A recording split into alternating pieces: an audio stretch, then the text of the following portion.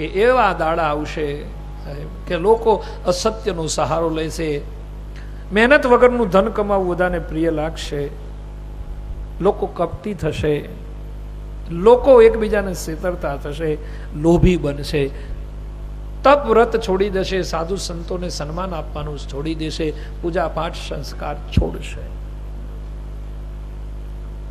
જેની પાસે પૈસો હશે એ નાથાલાલ કહેવાશે અને પૈસા વગરનો હશે એ તમને બધા સમજી જજો. હવે ઘરે જઈ સાહેબ, હા, પૈસો મારો પરમેશ્વરને, હું પૈસાનો દાસ, એવું થશે. નાણાં વગરનો ના થયો ને નાણે નાથાલાલ, આવો કળિયુગ આવશે. પરંતુ આ બધાથી બચવા માટે શ્રીમદ ભાગવત રામચરિત માનસ એમ કહે, કલિયુગ કેવલ નામ આધારા. જેની પાસે ગુરુએ આપેલો મંત્ર હશે, જેની પાસે આવી કથાઓ હશે, જેની પાસે